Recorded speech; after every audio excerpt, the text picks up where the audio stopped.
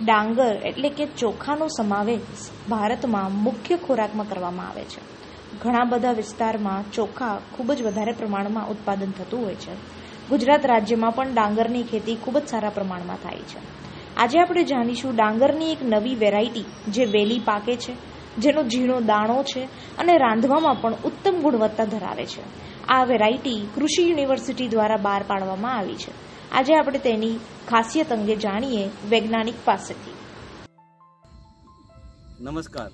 ડાંગર એ ચોમાસુ ઋતુમાં ગુજરાત રાજ્યનો ખૂબ જ અગત્યનો ધાન્ય વર્ગનો પાક છે. રાજ્યમાં ડાંગરની જાડો દાણો ધરાવતી જાતો, મધ્યમ દાણો ધરાવતી જાતો અને ઝીણો દાણો ધરાવતી જાતોનું 8 થી 9 લાખ હેક્ટર જેટલા વિસ્તારમાં વાવેતર થાય છે.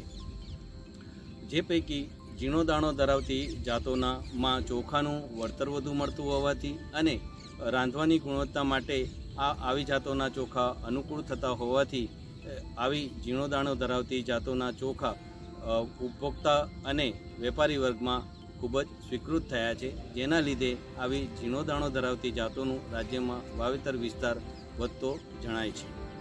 આણંદ કૃષિ યુનિવર્સિટીના મુખ્ય ચોખા સંશોધન કેન્દ્ર નવાગામ ખેડા ખાતે રાજ્યના ભૌગોલિક વિસ્તારોને અનુરૂપ ડાંગરની વહેલી પાકતી જાતો, મધ્યમ મોડી પાકતી જાતો અને મોડી પાકતી જાતો, જેમાં ઝીણો દાણો ધરાવતી, મધ્યમ દાણો ધરાવતી અને જાડો દાણો ધરાવતી સુધારેલી જાતો બહાર પાડવામાં આવે છે. તાજેતરમાં ગુજરાત રાઈસ 21 જાત આ કેન્દ્ર ખાતેથી બહાર પાડવામાં આવેલી છે, જે રાજ્યભરમાં ચાલુ વર્ષે વાવેતર હેઠળ છે, જે GR21 અને વાત્રક તરીકે ઓળખાય છે.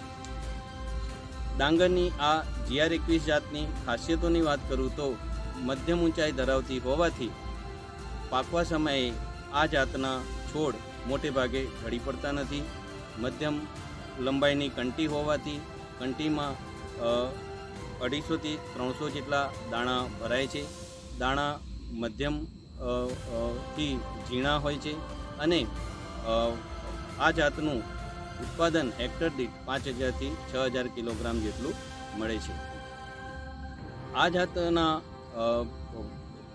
ધરુવાડિયા સહિતના પાકવાના દિવસો 120 થી 130 જેટલા છે.